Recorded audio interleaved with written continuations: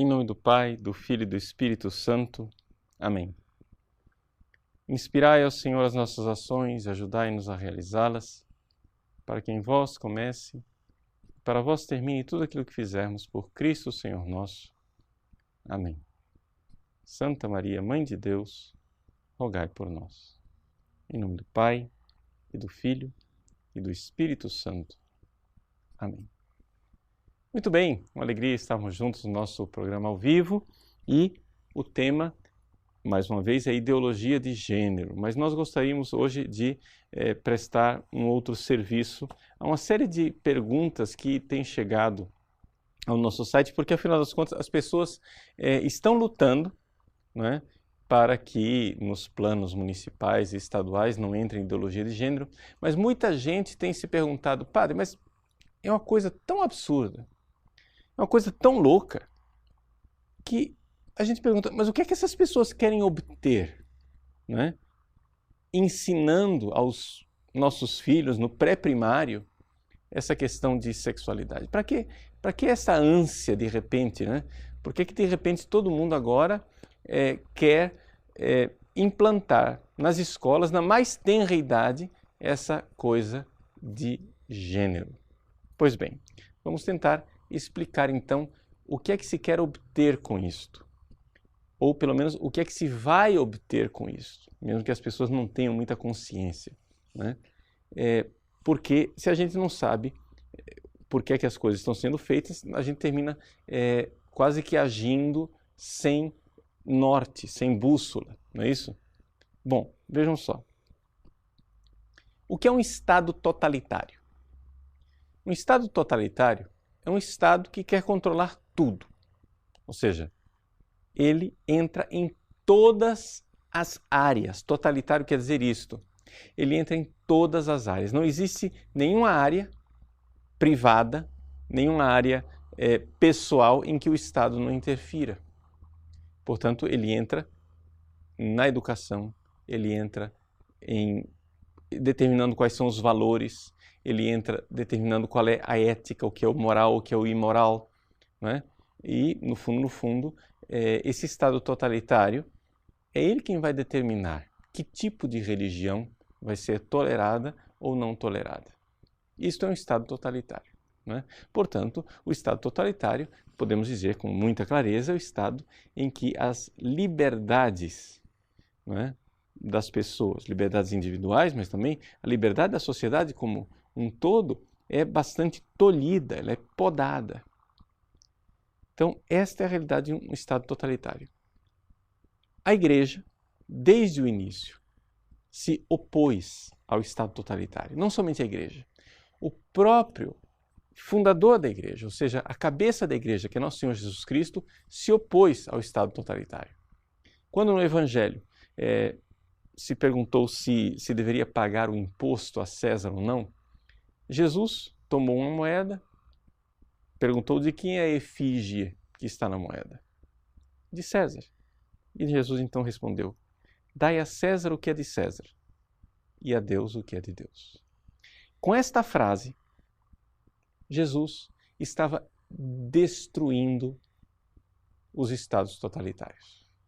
Ele estava destruindo qualquer possibilidade de um Estado agora dominar os cristãos em todos os aspectos.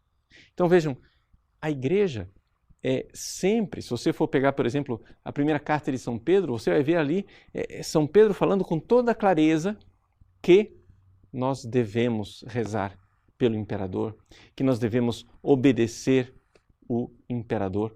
A Igreja, ela sempre teve em altíssima estima a ordem pública e o Estado, porém com limites. Com limites. Nos Atos dos Apóstolos, o próprio São Pedro diz, convém antes obedecer a Deus do que aos homens. Ali São Pedro está colocando na prática aquilo que Jesus disse quando ele disse, dai a César o que é de César e a Deus o que é de Deus. Ou seja, o Estado, ele tem limites, não é?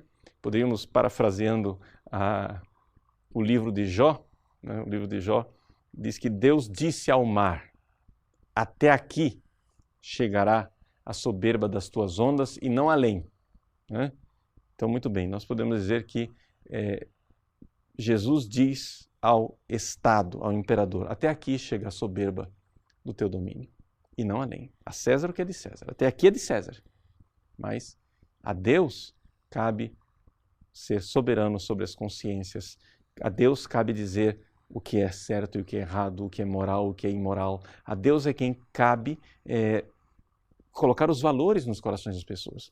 Então, sendo assim, o cristão sabe perfeitamente que existe um limite. Então, embora os primeiros cristãos obedecessem a César, fossem ótimos cidadãos, quando o imperador pedia a eles a adoração, ou seja, que os cristãos adorassem o imperador, os cristãos estavam dispostos a derramar o seu sangue para não adorar o imperador. E assim é que sim, existe esse fenômeno da desobediência civil, arraigado, não é? Na cultura cristã, arraigada. Nós veneramos, né, o Estado, as instituições, etc., mas com limites. Porque o Estado não é Deus, o Estado não é total, o Estado não é totalitário. Ele pode chegar até um certo ponto, daquele ponto em diante ele não manda. Ele não manda. Então é assim que nós vemos, por exemplo, mártires. Como os mártires do dia de hoje que nós celebramos. Hoje é dia de São João Fisher e São Thomas More. Né? Foram dois homens que passaram a sua vida a serviço da corte do rei Henrique VIII. E foram os melhores súditos que Henrique VIII podia sonhar em ter. Mas, quando Henrique VIII quis se proclamar chefe da Igreja da Inglaterra, quando Henrique VIII quis decretar o que ele não poderia decretar, a nulidade do seu casamento, esses homens se opuseram e literalmente perderam a cabeça, né, para manter a fé. Ou seja, existe limite. Existe limite. Então, vejam aqui onde é que estão as coisas. Nosso Senhor Jesus Cristo veio a este mundo e ele, ao vir a este mundo, as leis do Antigo Testamento que estavam lá, né, de circuncisão, os sacrifícios do templo, aquelas leis de purificação, Jesus aboliu essas leis e o que ficou de pé depois de Jesus foram somente duas leis. Né? A lei natural,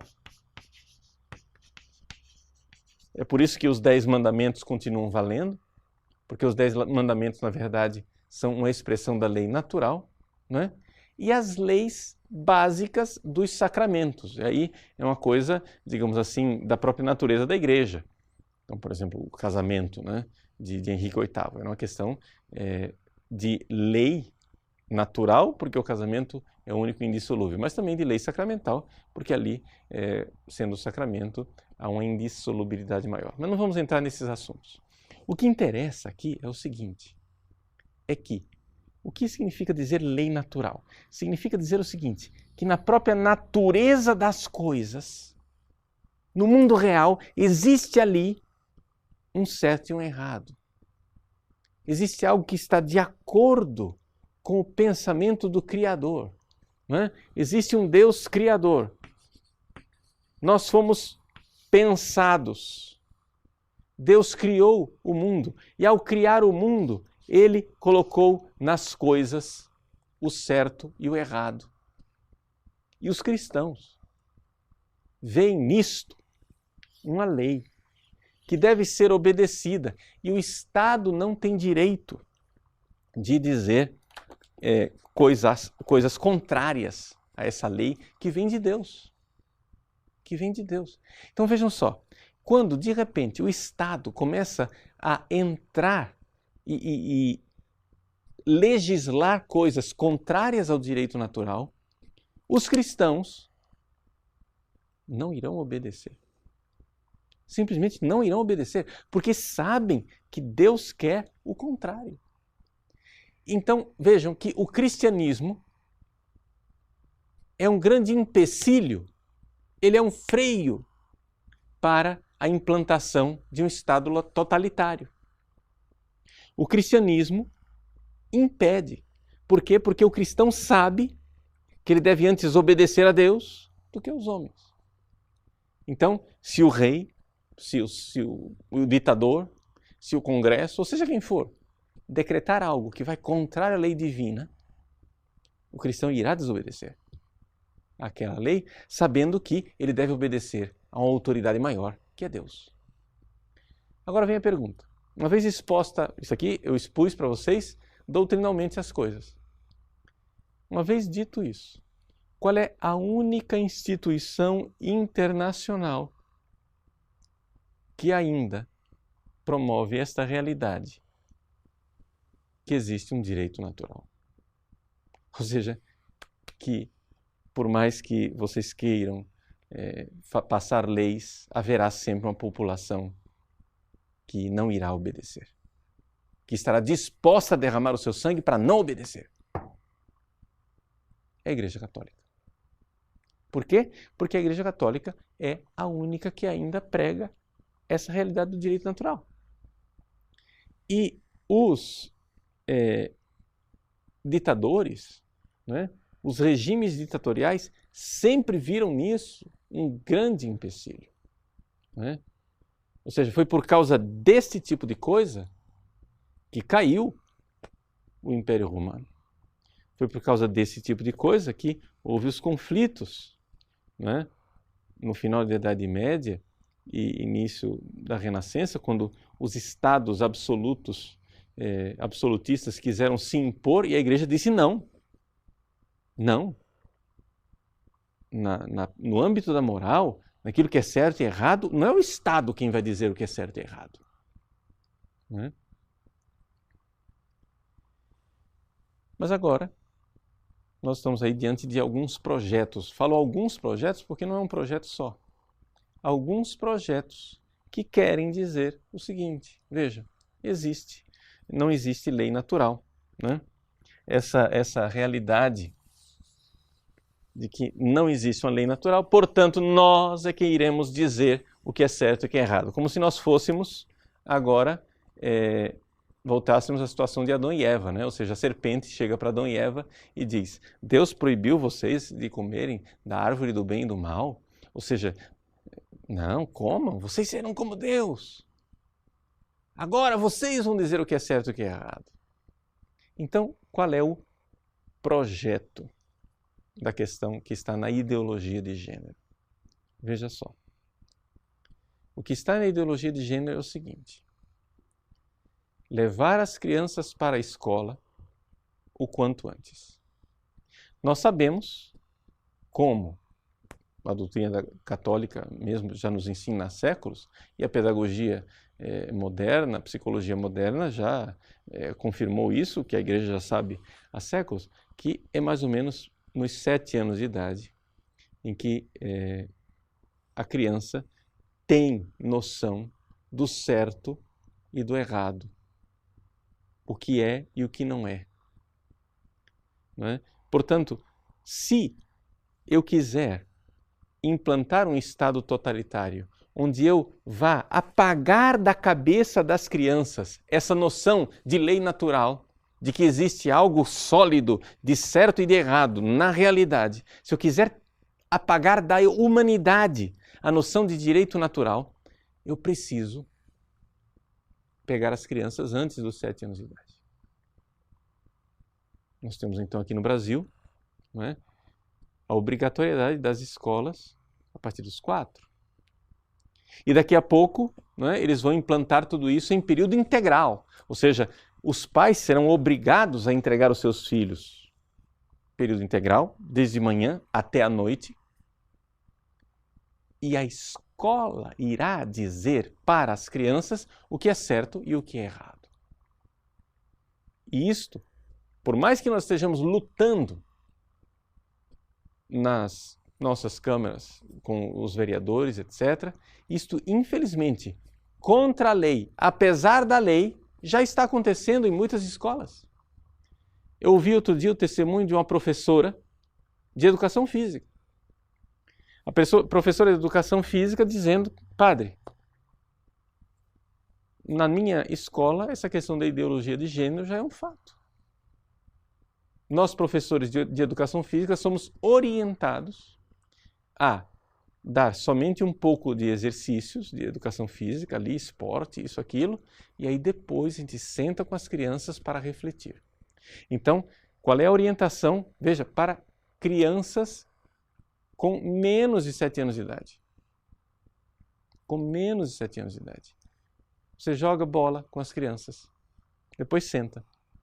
E aí você vai perguntar, por que futebol é só de menino, não é de menina também?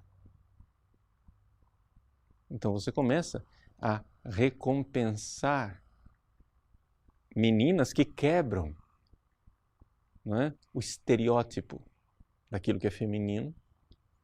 Você começa a não pintar mais nada de rosa, as casinhas não são cor-de-rosa, né? Os carrinhos não são azul. Você tem que pintar tudo de cor neutras, de cores neutras, para que os meninos e as meninas se identifiquem com cores neutras, como na Suécia, por exemplo, em que as crianças se vestem de laranja, para não haver, né, nem azul e nem rosa. Ora, o que é que acontece com uma criança quando você pega uma criança e você pega uma realidade tão evidentemente fixa, biologicamente fixa, que é o fato de que existe um homem e que existe uma mulher, não é? E você torna esse negócio confuso,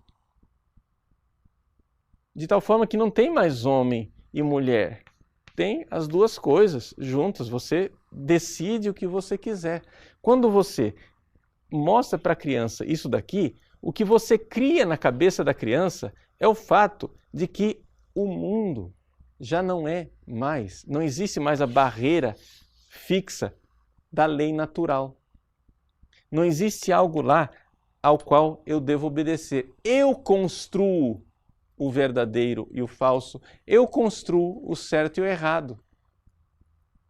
Então, a criança já cresce consciente de que o certo e o errado sou eu quem vou dizer. Você então dá possibilidade ao Estado,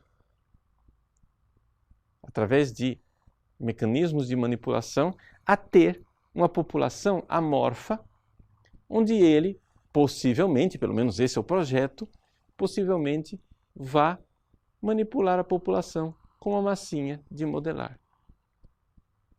Por quê? Porque a escola já não é mais vista como um lugar onde você forma as pessoas. A escola é vista como um lugar onde você modela comportamentos.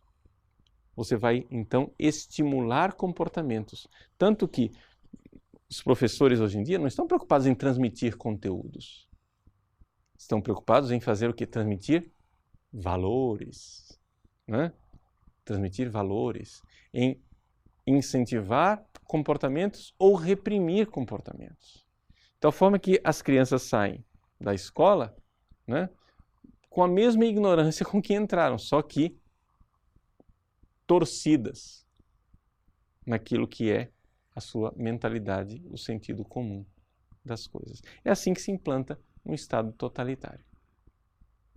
Então vejam, quando você ensina a uma criança, desde cedo, não é, a ideologia de gênero, o que é que você está fazendo?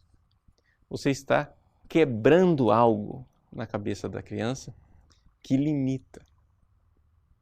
Então você não vai ter mais, né, uma população com valores cristãos. Então vejam tudo o que está acontecendo entre nós. O que está acontecendo entre nós é isso. Nós estamos cada vez mais hipnotizados pela realidade do dinheiro. Os pais acham que o dinheiro é o valor absoluto. Portanto, para ir em busca do dinheiro, os pais estão dispostos a deixar os filhos em entregá-los a creches e escolas o quanto antes, e se for período integral, nossa, que redenção! Imagina, graças a Deus, estou livre dessa situação. Então os pais agora entregam alegremente seus filhos, alegremente. E ao entregar os seus filhos o quanto antes e por um período o quanto maior, nós estamos entregando os nossos filhos para serem modelados. E depois, quando você quiser evangelizar o seu filho, vai ser impossível. Vai ser impossível. Vai se tornar praticamente impossível a transmissão da fé cristã. Por quê? Porque a criança já foi formada desde pequeno com a mente deformada. Ou seja, onde não existe limites. Ou seja, a escola vai se tornando uma fábrica de perversos. Não é? É uma fábrica de perversos. Que aqui é tecnicamente o perverso. Não é? Ou seja, uma pessoa, ela tem no seu interior o certo e o errado. Isso é o normal. Os seres humanos normais, quando fazem uma coisa errada, se sentem culpados. Existe uma voz interior que os acusa. Não é? É a consciência. Mas o que acontece? Quando você vai e cria um perverso, o perverso não tem voz interior que o acusa. O perverso é um sujeito para além do bem e do mal. A única coisa que ele está preocupado não é com o certo e o errado no seu interior, no seu coração. Ele está preocupado com a estética. Não existe mais ética, existe estética. É se ele vai sair bonito ou feio na foto. O perverso está preocupado com o que dizem. Ele não está preocupado em agradar a Deus. Está preocupado em agradar a torcida. Não é? Então, quando ele finalmente é pego numa situação onde o grupo não o aprova, ele chora, mas somente aí. Ele chora, se descabela. Por quê? Porque ele foi desmascarado e esteticamente ele ficou feio.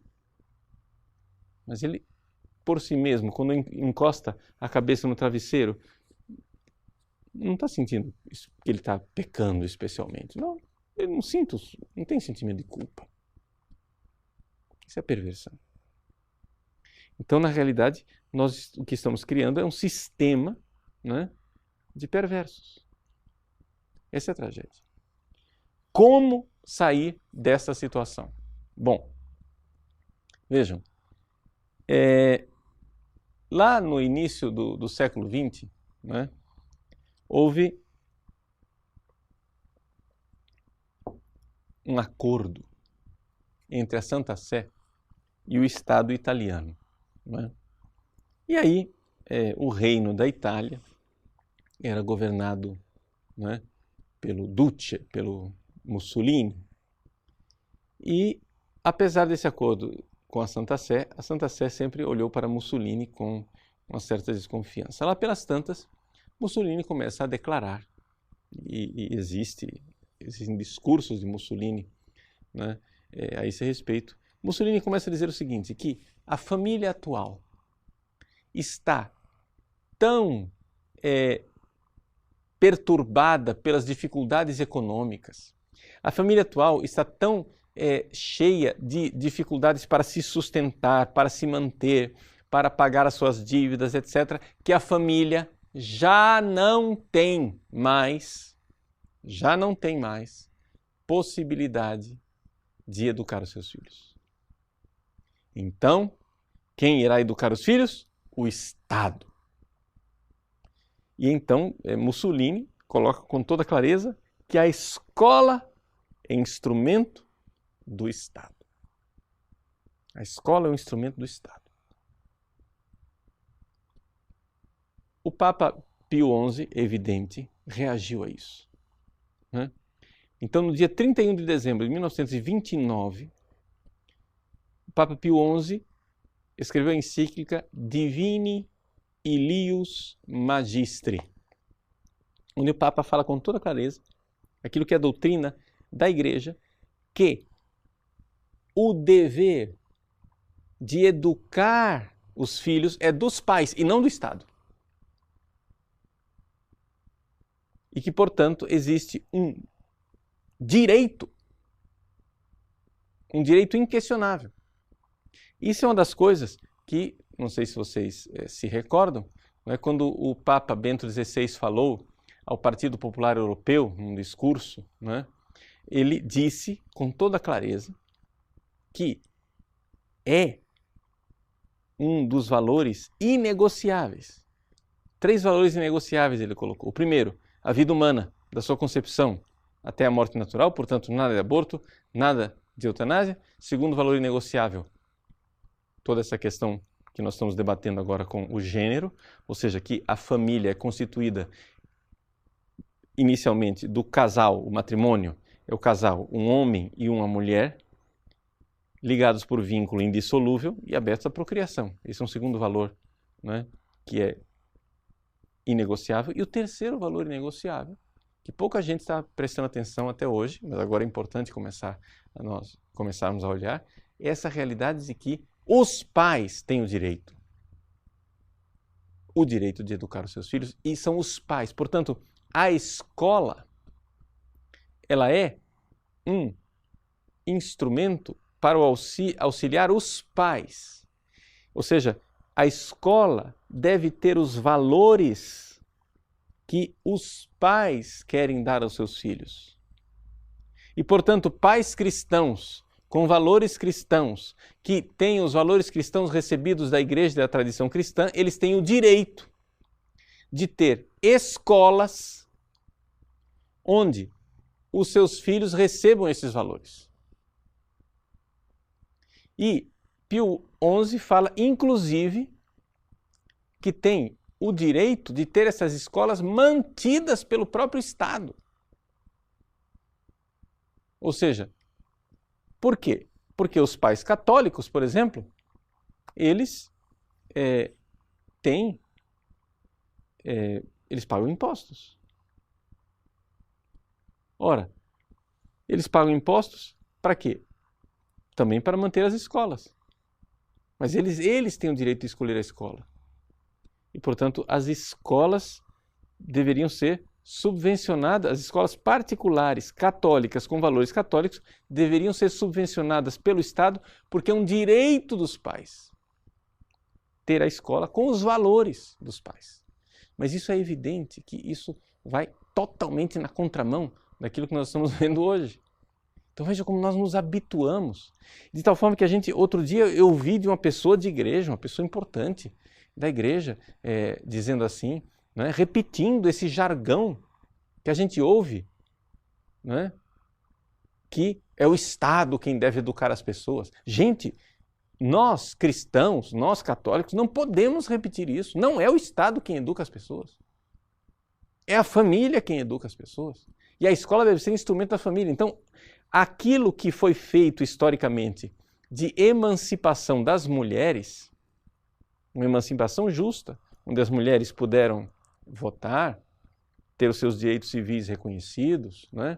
A igual dignidade, ótimo. Isto que aconteceu com as mulheres que foram emancipadas, nós devemos agora pôr em marcha um movimento de emancipação da família. Ou seja, em que a família possa realmente, né, emancipada, educar os seus filhos, porque a família está sendo escravizada, ou seja, através de toda uma engenharia social, em que a família é hipnotizada, né, pelos valores econômicos. Então todo mundo agora, pronto, eu não quero mais renunciar ao meu orçamento familiar, etc, etc. E nós estamos tão hipnotizados que você veja como é o Brasil. Ou seja, há décadas nós estamos vendo a desconstrução da nossa sociedade. Há décadas nós estamos vendo a desconstrução da civilização cristã e dos valores cristãos e ninguém diz nada. Aí de repente entra uma crise econômica em que alguém mexeu no meu bolso, alguém mexeu na minha carteira, pronto, o Brasil entra em convulsão. Por quê? Porque o único valor que existe para o brasileiro chama-se dinheiro. Ou seja, que o Estado leve os meus filhos, leve os valores, nos ponha todo mundo, tire as liberdades individuais, isso não importa. O que importa para nós é que eu tenha o meu rico dinheirinho. Aí entrou em crise, né? Porque pela má administração, então agora todo mundo acordou. Mas todo mundo acordou, mas não acordou para o verdadeiro problema. Graças a Deus agora, com toda essa movimentação, né, buscando impedir a implantação da ideologia de gênero nos planos municipais de educação e planos estaduais de educação, quem sabe nós estamos vendo aqui, né, uma esperança de uma população cristã que está acordando. Está acordando, ou seja, o esquema que está sendo armado é um esquema para nos escravizar e para impedir o futuro do cristianismo. Por quê? Porque o cristianismo, meus irmãos, é um fenômeno educacional. Nosso Senhor Jesus Cristo, antes de subir aos céus, disse: ide por todo mundo, fazei discípulos, ensinai, batizando em nome do Pai, do Filho e do Espírito Santo, mas fazei discípulos, matheteusate, fazei discípulos, ensinai. Esse ensinar está no coração do cristianismo. Mas a partir do momento em que você agora tem um sistema totalitário, em que as crianças já são doutrinadas desde pequeno e pervertidas desde pequeno, como é que você vai ensinar? Vá lá à Suécia. Vá à Suécia e tente evangelizar uma pessoa na Suécia. Você vai encontrar uma dificuldade tremenda. O cristianismo, né? O cristianismo verdadeiro é impossível, quase impossível de existir na Suécia. Por quê? Ou seja, só é possível um cristianismo adaptado, um cristianismo esvaziado. Qual o cristianismo que é possível? Não é? É como se fosse a igreja anglicana. Não é? Como é que é a igreja anglicana? A igreja anglicana é uma igreja que capitulou, que desistiu de ensinar doutrina. Ela desistiu de ensinar. Ou seja, no mesmo banco de igreja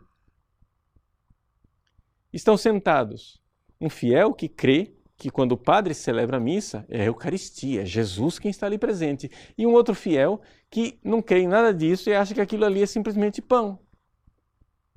No mesmo banco de igreja está sentado um fiel que acha que o homossexualismo é pecado e o outro fiel que acha que o homossexualismo não tem nada a ver, cada um tem a sua opção. No mesmo banco de igreja. A igreja da tolerância. E tem gente querendo transformar a igreja católica nisso. Mas a igreja católica nunca será isso. A verdadeira igreja católica nunca será isso. A igreja católica, ela sabe o que Jesus deixou no mundo. Ensinai. Ensinai. Existe doutrina? Sim. Existe doutrina? Sim. E uma doutrina imutável de 2000 anos. Que nós estamos dispostos a derramar o nosso sangue para ensinar os nossos filhos.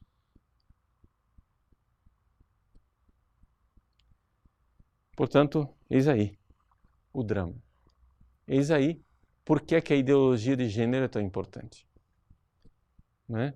Ou seja, na frente, a conversa, ou seja, a conversa para boi dormir, ou seja, a farsa, a fachada é a seguinte: coitadinho dos homossexuais, estão sendo discriminados. Vamos proteger os homossexuais que estão sendo discriminados. Esta é a fachada.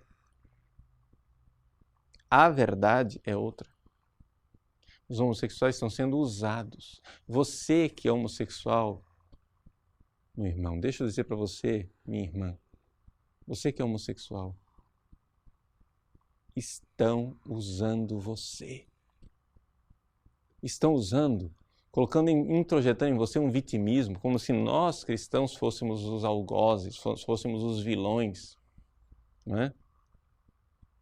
Mas este poder que está sendo implantado, não é? Que está colocando a ideologia de gênero nos nossos planos de educação, dizendo que está defendendo você, homossexual, esta gente matou milhares de pessoas nas ditaduras deles. Pergunte quantos homossexuais morreram no paredão de Cuba. Pergunte quantos homossexuais morreram nos gulag da Rússia. Este movimento LGBT está usando você, homossexual. Rompa com esse movimento iníquo. Rompa. Não queira fazer parte dessa farsa. Por quê? Porque o movimento LGBT só vai ser um movimento que realmente defende os homossexuais e vai merecer algum respeito no dia que o movimento LGBT denunciar a mortandade de homossexuais pelos regimes marxistas, pelos regimes totalitários implantados pelos marxistas. No dia que eles fizerem isso, quem sabe você vai poder respeitar o movimento LGBT. Por enquanto, eles são uma farsa, é uma fachada. É uma fachada. Veja, meu irmão, é importante aqui nós entendermos o seguinte. As liberdades precisam ser garantidas nos nossos estados, no Estado de Direito. E, portanto, é necessário conter o poder do Leviatã, do Estado, que quer ser totalitário, que quer acabar com as nossas liberdades. Não é? O discurso, não é? Vocês têm que entender que quando a gente tem uma serpente, a serpente ela tem a língua bifurcada. Não é? Eles têm a língua bifurcada, eles têm um duplo discurso. Um discurso externo e um discurso interno. O discurso externo é de defesa dos homossexuais. O discurso interno é de manipulação das crianças desde o início, desde a mais tenra idade, para poder ali fazer, aspas, o novo homem que eles gostariam de fazer. Né? E, portanto, aqui destruir, digamos assim, a herança cristã. E nós cristãos não iremos permitir isso, mesmo que isso nos custe o sangue. Você vai dizer, padre, o senhor é violento, o senhor está querendo promover a violência das pessoas. Eu não estou promovendo violência nenhuma. Porque eu não estou ameaçando ninguém e não estou dizendo que vou matar ninguém. Eu só estou dizendo o contrário. Nós iremos morrer. Estamos dispostos a morrer por estas verdades de fé. Porque a fé cristã não é algo pelo qual se mata, é algo pelo qual se morre. Porque convém antes obedecer a Deus do que aos homens. Vamos fazer um pequeno intervalo e abrir para as perguntas. Até já. Voltamos então para esse diálogo com vocês, responder algumas perguntas. Eu inicio com a pergunta do Vinícius Piovesan. Padre Paulo, sua bênção. Muitos dos membros do clero estão infectados com o pensamento marxista e, consequentemente, mantêm-se calados diante da ideologia de gênero. Como reverter essa situação? Olha, Vinícius, a questão do pensamento marxista não é uma questão do clero. É uma questão da sociedade como um todo. Não é? Outro dia, uns amigos meus foram para Mariápolis, lá na Itália, em Lupiano, não é? E eles lá, na Itália, eles recebem um número enorme de pessoas provenientes da América Latina. E eles disseram assim, olha, é impressionante, os latino-americanos, quando eles chegam aqui, são todos marxistas. A cabeça deles é marxista, mas eles não sabem disso. E a gente vai mostrando para eles, olha, sua cabeça é marxista por isso, isso, isso, isso. Né? É importante a gente compreender que, infelizmente, esse tipo de pensamento é mais ou menos a matriz cultural na qual nós vivemos. A gente não nota o marxismo porque o peixe não nota a água, né? Nós estamos imersos nisso aqui. Então, na verdade, eu trabalhei no seminário durante 15 anos como formador, né? E continuo tendo contato com muitos sacerdotes, seminaristas, etc. E a gente vê, não são pessoas de má vontade, a esmagadora maioria, né? A esmagadora maioria simplesmente são pessoas que nunca estudaram essas questões.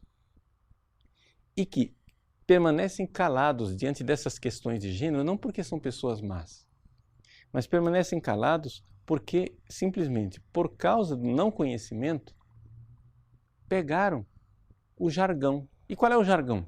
Qual é digamos assim, que a língua bifurcada da ideologia coloca?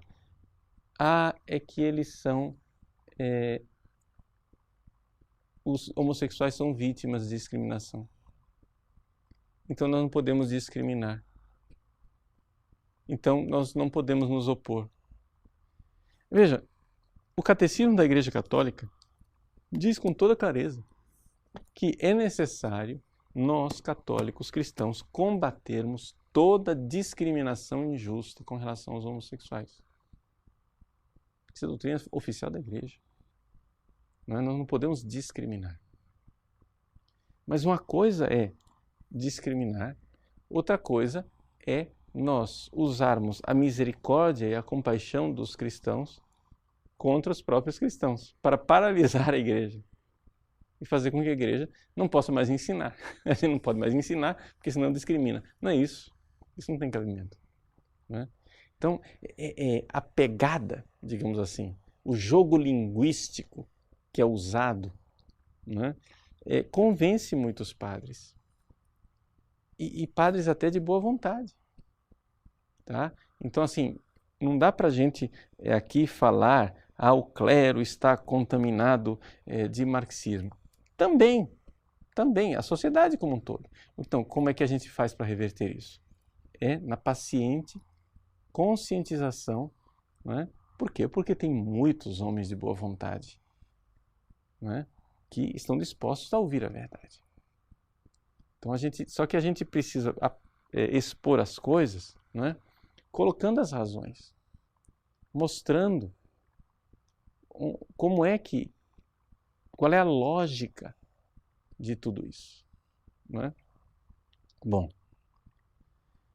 Paula Regina, padre, o que fazer então, sendo que as crianças estão ficando cada vez mais cedo, mais tempo nas escolas? Olha, Paula, o único jeito é nós organizarmos, precisa aqui fazer a tarefa de casa, a gente organizar realmente um movimento de conscientização da população. Nós ainda estamos numa democracia. As leis, né, elas são feitas assim, só que a população ela está olhando como uma coisa positiva, muito boa, essa coisa de crianças irem para a escola aos 4 anos de idade. Então, nós precisamos fazer a tarefa de casa, de reverter o quadro, e de ir conscientizando as pessoas. Você vai dizer, mas é impossível. Bom, como impossível? Quando há 10 anos atrás você falava de algumas coisas, de corrupção e de certas coisas que estão acontecendo no quadro nacional, as pessoas diziam, não, nada isso, é teoria da conspiração. Hoje todo mundo entende, hoje você fala e é a conversa normal, né? Por exemplo, há 10 anos atrás, se você falasse de Foro de São Paulo, se você falasse de bolivarianismo, de cubanização do Brasil, as pessoas não sabiam do que você estava falando. Né? Hoje é a conversa nos pontos de ônibus, né, por assim dizer. Então, é possível tirar as pessoas dessa letargia. Então, a gente precisaria, né, aqui, ou seja, enquanto podemos manter os nossos filhos em casa, né? Enquanto a lei ainda não há uma fiscalização ferrenha, manter os nossos filhos em casa o máximo que nós pudermos, né? Para transmitir os valores a eles, os valores cristãos. Mas aí, para isso, só é possível se você apertar o orçamento familiar e alguém ficar em casa. Mas se vai todo mundo trabalhar, aí também vai ficar em casa com o quê? Com o computador? Vai ficar em casa com o quê? Né? Então alguém tem que ficar em casa. Ivan Datovo. Padre Paulo, Por que muitos padres não falam nada em suas homilias? Bispos mandam mensagens, vídeos a comunidades, mas nada alertando sobre ideologia. Por quê? Veja, Ivan, não é que os bispos não mandam, os bispos estão mandando suas mensagens, né? O próprio secretário-geral da CNBB, né, Dom Leonardo Steiner, ele mandou uma carta circular para todos os bispos e muitos bispos se manifestaram ou porque disseram publicamente e publicaram coisas, ou porque estão acompanhando pessoalmente, mandaram circulares para o clero, etc. Né? O fato, porém, é que a maior parte das pessoas, eu repito a coisa, a maior parte das pessoas não teve o tempo de estudar as coisas. Agora, nós temos que tomar cuidado também numa coisa, que é o derrotismo. Não é? Existe um certo derrotismo, um certo conformismo entreguista. De dizer assim, não, são os tempos modernos, não adianta, isso é irreversível, nós já perdemos a guerra. Né? Isso existe muito na Europa. Né? A mentalidade dos europeus é assim. Infelizmente, eu conheço muita gente do clero europeu que pensa dessa forma. Não adianta, é um fatalismo. Né? As coisas... o trem da história é esse e não adianta, não tem mais solução. Não é verdade. Não é verdade. Esse não é um movimento espontâneo da história. É uma engenharia. Né? Ora, uma engenharia existe a desengenharia. Né? Existe o desmontar a coisa. Então é possível. Nós estamos vendo aqui no Brasil que isso é possível. Arlete e Bia Ferreira. Como fazer com que os católicos abram os olhos para o que está acontecendo? Arlete, só tem um jeito. Nós fazermos a nossa tarefa de casa, quer dizer o seguinte, nós falarmos.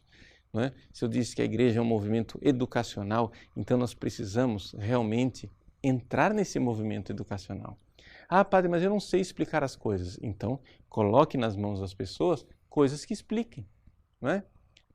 Imprime lá a agenda de gênero, vai dando para os professores de boa vontade, vai mostrando. Não é?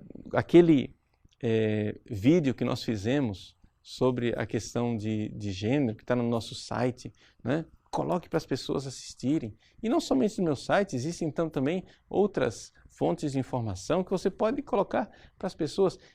Se você não sabe explicar, tem quem saiba explicar. Então você divulga, não é? Por exemplo, o próprio fato de você receber uma coisa boa e positiva e você curtir no Facebook, não é? Você está sendo proativo. É importante a gente lembrar o seguinte, as pessoas não se dão conta que mudou, a política do Facebook mudou. Antigamente, se você curtia uma página uma vez, dali para frente, todas as vezes que surgia alguma coisa naquela página, aquilo lá ia automaticamente para a sua página. Agora não. Agora tem que haver interatividade. Se você continuar curtindo, você vai continuar sendo alimentado. Né? Mas se você não reage, se você não faz nada, você não vai receber nada. Então, por exemplo, a nossa página no Facebook, né? Nós temos lá 900 mil pessoas que curtiram. Mas quando a gente publica algo, isso não chega aos 900 mil. Chegava antigamente, agora não chega mais. Então é necessário interatividade, é necessário você reagir para que você continue recebendo e outras pessoas também da sua, que estão lá na sua página recebam isso também. Só isso já é uma forma das pessoas reagirem. Vai mostrando, vai passando coisas, vai acordando as pessoas. É um movimento de acordar os outros, de ir mostrando. Mas existe reação. Claro que existe reação. Toda ação provoca uma reação. É evidente, tem pessoas que não acreditam facilmente, você precisa de um pouco mais de trabalho para conscientizá-las, mas se são pessoas de boa vontade, no fim elas vão enxergar, né, o que está acontecendo. Anderson Braz. Padre, como agir diante de alguns membros de pastorais que se omitem diante de vários problemas como aborto, LGBT, etc. Quando você fala algo, você é um radical.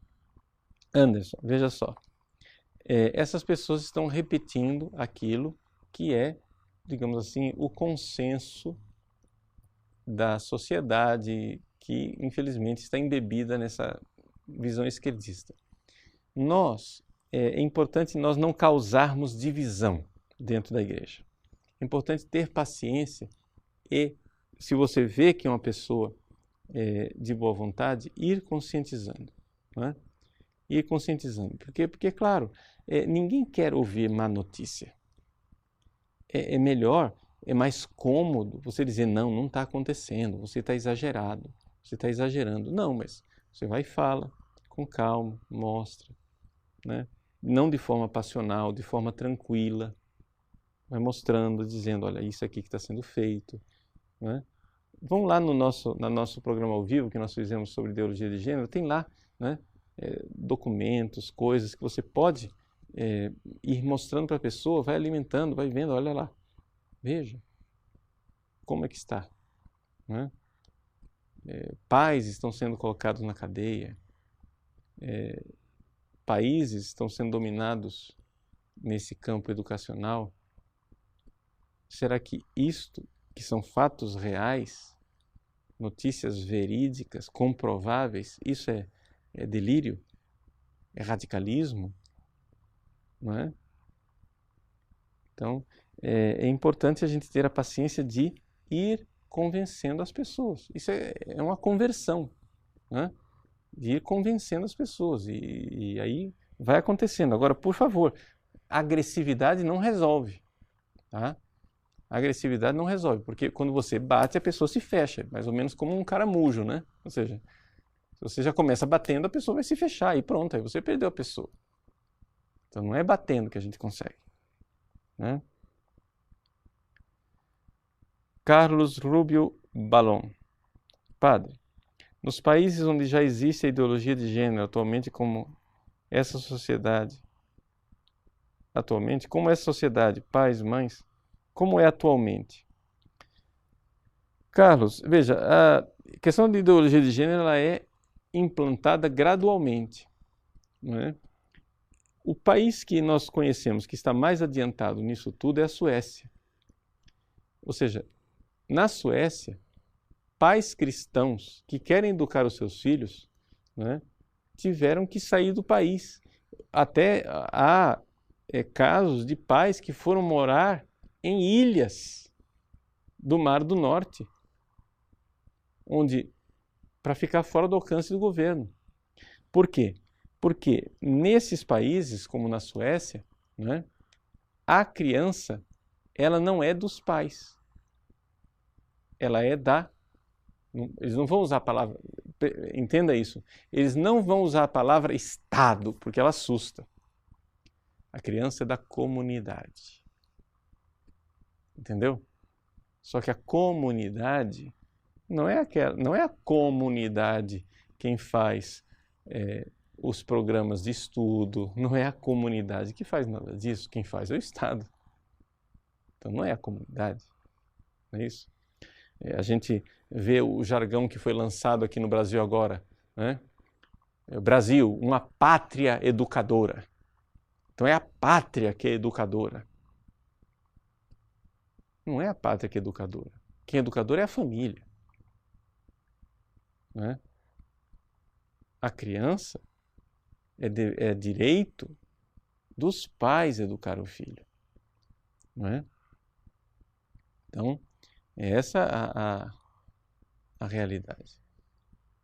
Então, vamos nos dar conta de que não tem solução. Infelizmente, a maior parte de nós queremos uma solução para esses problemas sem interromper as nossas vidas, e isso não é possível. Ou seja, se você está numa guerra, né? Se acontece a guerra, você não pode chegar e dizer, não, mas eu tenho que trabalhar, né? Eu estava construindo aqui minha casa, eu não vou ir para a guerra porque eu tenho que cuidar da minha casa. Então você fica com essa mentalidade de hobbit no condado, né? Ou seja, não procure problemas e os problemas não virão a você. Então você fica lá fechado na sua bolha, enquanto o mundo descamba. Ora, o que acontece é o seguinte: as pessoas que estão implantando essa ideologia e este estado totalitário, elas não fazem outra coisa. É a missão delas dia e noite, elas comem, bebem, dormem isso o tempo todo. E nós achamos que vamos resolver os problemas, não é? Se a gente, no dia da votação eu vou lá e voto numa pessoa diferente, blim, blim, blim, acabou. Não. Ou nós realmente nos damos conta do processo que está acontecendo e mudamos nossas vidas. Você tem que interromper o seu projeto de vida. A sua vida não vai ser mais a mesma. Uma vez que você está sabendo isso que está acontecendo, isso que eu estou dizendo nesse programa, a sua vida não pode ficar assim. Você tem que ser proativo, você tem que começar a fazer coisas. E a primeira coisa que você tem que fazer é estudar, é saber o que está acontecendo. Não é? Para que você não saia aí com um maluco agindo à torta e à direita sem entender o que está acontecendo. Então a primeira coisa é ser realmente um bom cristão, saber qual é a nossa fé, saber como são as coisas, saber o que está acontecendo. E aí a gente faz algo, né? Mas é importante nós entendermos o seguinte, que nós estamos atrasados, né? Precisamos realmente, né, dedicar as nossas vidas, né, a impedir a destruição, né, dos valores cristãos e da sociedade, o que resta, né, de cristão na nossa sociedade. Tá bom? Então, muito obrigado a vocês pela participação nesse programa e, por favor, vamos cumprir a nossa missão. Esse vídeo que você acaba de assistir, divulgue, né, por aí, para conscientizar as pessoas daquilo que está realmente acontecendo. Deus abençoe. Até a semana que vem, se Deus quiser. Em nome do Pai, do Filho e do Espírito Santo. Amém.